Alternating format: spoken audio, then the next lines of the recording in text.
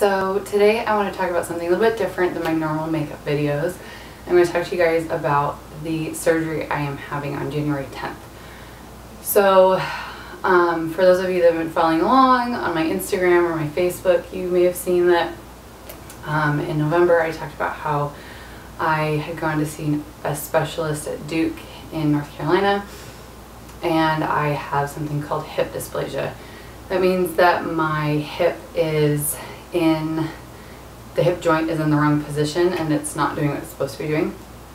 So I wanted to kind of explain what's going on, why I have to have the surgery, and then what the surgery entails and what recovery entails, just so if there's anybody else out there that is going to be having to have this surgery and you want to know what it's like, or you want to know what sorry, all of it entails, you can watch this video. So first off, so I have hip dysplasia. Your hips are normally kind of at a curve. My left hip is curved correctly. My right hip is not. When they do the measurements, my left hip measures at 36 degrees, which is in the normal range of what I'm told is like 25 to 40 degrees. And my right hip measures at 18 degrees, which is not in the normal range. So I've been asked if this is because of an injury or if it's a birth defect. What basically happened was my right hip joint didn't finish developing as I grew up. And so when I hit my early 20s, that's when I started to feel the impact of it. I danced since I could walk. I played basketball, I played soccer, I played softball. Pretty much anything you could think of, I played outside. You know, I was a normal kid. And apparently all of that, all the impact, caused the pain to be more than it would have had I not. But looking back, of course, I would not have not done any of those things because I wouldn't have lived my life. But nobody caught it until this last year. So basically what happened was in 2011, I went back to school after I did my stint at Walt Disney World as a college intern. During their college intern program, which I loved, and I came back to school, and about 6 months later I started having severe hip pain. I thought it was because it had been raining a lot, and I'd experienced in the past where days where it had been raining a lot, or multiple days in a row where it had been raining. I had some hip pain, wasn't a big deal. Of course, dancing, playing basketball, I'd fallen a bunch of times and I hurt myself. Nothing major, bruises, no broken bones, nothing, no surgeries, nothing. But so in college I started to experience this pain and I kind of just let it go. If you know anything about my wheat allergy and that diagnosis, I tend to let things just go on and on until they get really bad. Sorry. I got to a point where I really wasn't walking very well. Alex, my husband, was picking me up from my apartment and driving me to campus so I could go to class because I couldn't walk to campus, even though I lived almost on campus. I was so close. So things were really bad. I went to an orthopedist at the hospital in where my school is or was, and they gave me cortisone injections. I have bursitis in both hips. They did a ton of x-rays. I ended up having cortisone injections in my back and what's called your SI joints. That's where your spine meets your hips. So I had a total of 5 cortisone shots. Those helped. My doctor told me I had to stop dancing and I had to stop playing basketball, which I'd already done really. But dancing was really hard. So I picked up yoga instead, and that really helped. That helped with the bursitis. And I thought I was doing a lot better. And I went 3 years. So in 2014, after I married and moved back to Virginia, the pain kind of came back. So I went to go see an orthopedic surgeon here in Virginia who is world class. They have an amazing group of doctors at this facility, and I went to go see them, and they told me that I had an underdeveloped right hip socket and that I would have to have a hip replacement before my mom did. My mom's in her 50s. I'm in my 20s. That's kind of scary. So the doctor said that, oh, I forgot to mention, so when I was at school and I was getting all the cortisone shots, we also had me do physical therapy, which the physical therapy wasn't doing anything really, especially in comparison to the yoga. So my doctor said, keep doing yoga, don't worry about physical therapy. So that's what we decided to do. So when I saw the other doctor here in Virginia, he said, we're not going to do physical therapy, you're going to keep doing the yoga, and you'll just come back and see me when things get worse. So fast forward, I get pregnant, I have a baby, I'm expecting the hip pain to come back and for it to be bad. It was not horrible when I was pregnant, but it also wasn't great. I have stretches I can do yoga, I can heat my hip, that helps a lot. And so I was kind of expecting after delivering Jackie that I was going to have a lot of pain all of a sudden, and I really didn't. It didn't start until about September, and in September I started having pain, and it was so bad that I wasn't sleeping at night. It was keeping me awake, which in my book, as a new mom who works full-time, who blogs, who does a million other things, that just wasn't going to fly. So I went to go back to see my doctor here in Virginia, and he told me, after doing a bunch of new x-rays, because that's, if you've ever seen an orthopedist, every time you see the orthopedist, they do x-rays. So after this new set of x-rays, he looked at me and he said, I can't help you, which you never want to hear that from a doctor, especially from a world-class doctor that people come from all over the world to have surgery from. And of course I tried to keep myself together, and I said, okay, well, who can help me? And he said, well, what you have is something that only, and he didn't, I think he told me what it was, I just couldn't remember at the time. I was just so overwhelmed. He told me there were only 4 or 5 places on the East Coast that could help me. One was in Boston, but he said that that doctor was retiring, and so, or retired, and so that probably wasn't a good option. I could go to New York City, I could go to Rochester, New York, or I could go to Duke in North Carolina, and they could help me. So of course I get in the car, I'm sobbing uncontrollably because I was expecting to just walk into his office, get another cortisone shot, and be good for another 10 years. Of course that's not what happened.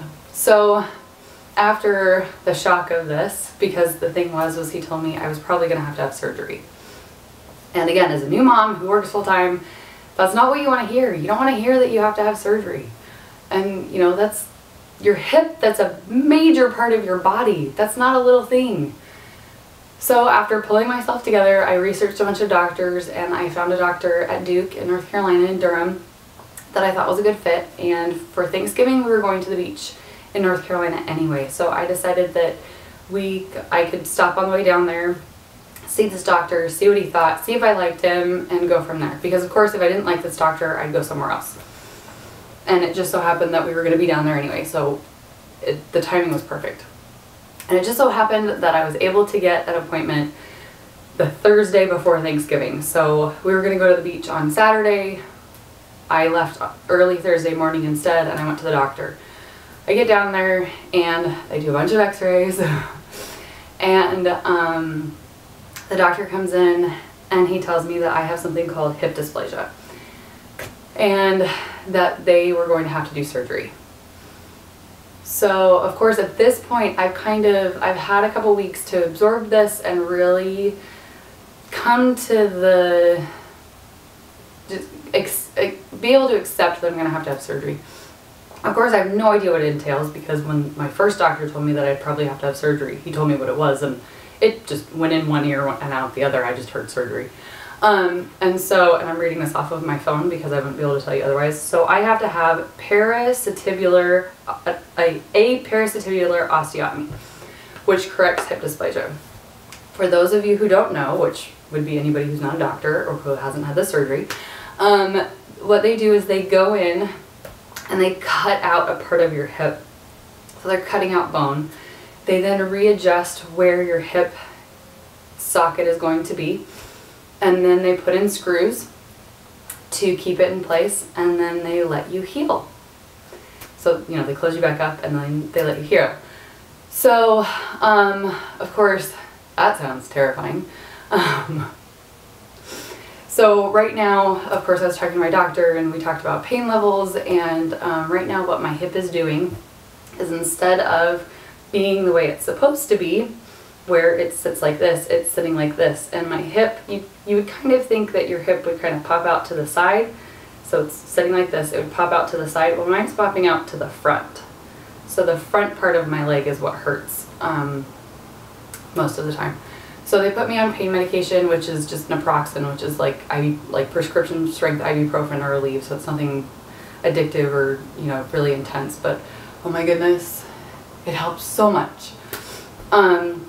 So he put me on that until my surgery. So after they go in and they cut out the bone and they readjust the hip and they put in the screws, I then have to stay in the hospital sorry, for 4 days. And then I go home and I have about a week and a half, and then I have to go back to Durham for my first post-op appointment. So all of this happens in Durham. I live in Virginia, so I have to go down to Durham for this surgery. Which, with a baby, not ideal. So, you know, we've decided that this is the best course of action. In doing this, I'm fixing a problem that's been going on for a long time. I won't be in pain anymore. I won't have to take medication. I'll be able to do a lot more things than I've been able to do. Obviously, up until this point, holding Jackie's been really hard. I didn't think I'd get emotional, wow. But the recovery is what's really scaring me. Wow. So after the surgery, I will be on crutches for 10 weeks. Which, okay, you know, crutches for 10 weeks, woo. That sucks. But my biggest thing is for the first 2 to 3 weeks, wow, I won't be able to hold Jackie at all. Not sitting, not laying down, nothing. And as a mom, that's really hard. And then the doctor said that it'll be 2 to 3 months post-op that I'll be able to hold her while standing.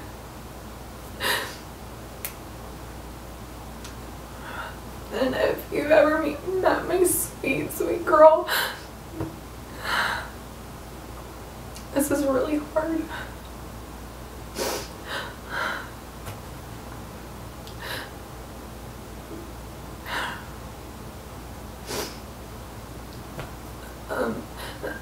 Leading up to the surgery, I've been really struggling, just kind of, especially at night, because I'm going to have to leave her for 5 days.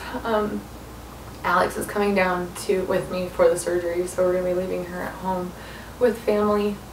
And we've never done that before, and it's not like we're going on vacation. This is a big deal. I'm going to be having major surgery. And of course, having her there would be way too hard, and leaving her with family makes way more sense, but I'm going to wake up and she won't be there.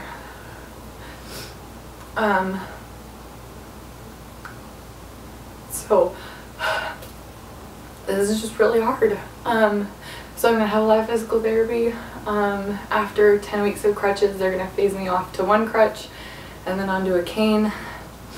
From what I've heard, I know of other women who've had this surgery, usually around my age when they have it, and it takes a long time. It's 6 months to a year of healing till you're, you know, 100%. And obviously, everyone I've talked to has said that once you've had the surgery, once you're done healing and you're at that point where you're good again, you've never been like that before. And so I'm ready for that. I'm ready to not be in pain. I'm ready to be able to do things that I probably wouldn't be able to do if I didn't have this surgery.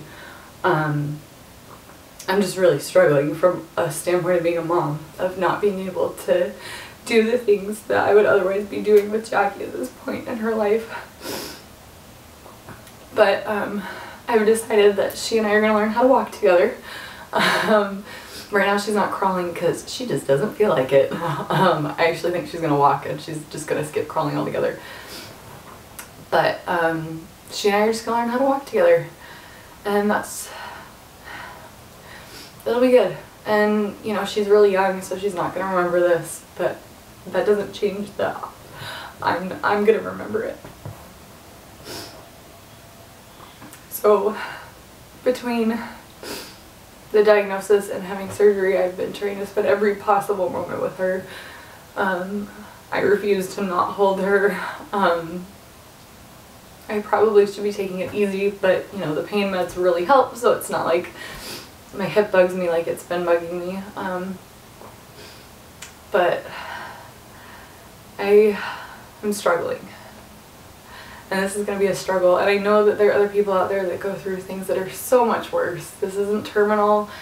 This is not, I'm going to be able to walk again like this. I'm so grateful that I have this opportunity to have this surgery so that down the road, this is also going to keep me from having to have hip replacement surgeries.